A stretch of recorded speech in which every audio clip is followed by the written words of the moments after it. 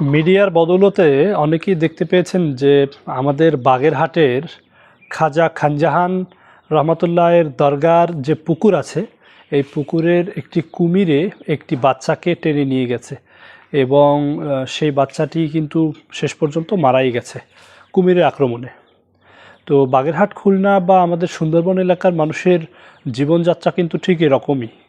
সুন্দরবন থেকে যেই মধুগুলো সংগ্রহ করা হয়, আমাদের অর্গানিক দেশি ফুডের যেই একেবারেই র এবং বুনো যে মধুটা সংগ্রহ করা হয় খলিশা ফুলের, এটা যারা সংগ্রহ করে আমাদের মোগল ভাইয়েরা, আমাদের কিন্তু কঠোর পরিশ্রম করে এটা সংগ্রহ করতে হয়।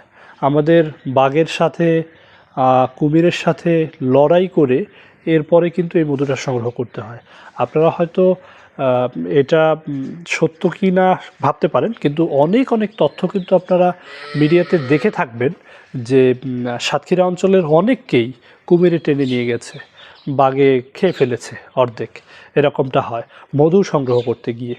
তো এত এত পরিশ্রম এবং এত এত লড়াই করে এই যে তরল সোনা, যেটা সুন্দরবনের প্রাকৃতিক চাক ভাঙা মধু, এটা অর্গানিক দেশি ফুডও আপনাদেরকে দিচ্ছে সারা বাংলাদেশে সম্পূর্ণ হোম ডেলিভারিতে। আর আমাদের এই মধুটা অর্ডার করতে আপনাকে অগ্রিম কোনো টাকা পেমেন্ট করতে হয় না। সবচেয়ে বড় একটা বিষয় হচ্ছে আপনি অনেক যাচাই বাছাই করে সুন্দরবনের খলিশা ফুলের মধুটা কিনবেন। সো মধুটা কেনার আগে অবশ্যই আপনাকে যাচাই বাছাই করতে হবে যে কারা কোথা থেকে দিচ্ছে। একেবারে সুন্দরবন এলাকার মানুষ আমরা, সুন্দরবনের সাথেই আমাদের বেড়ে ওঠা, সেই সুবাদে আমাদের অর্গানিক দেশি ফুডের যাত্রা কিন্তু দীর্ঘ 3 বছরের উপরে।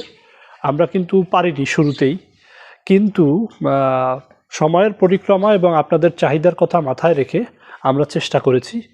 আলহামদুলিল্লাহ আমরা সফল হয়েছি। যেহেতু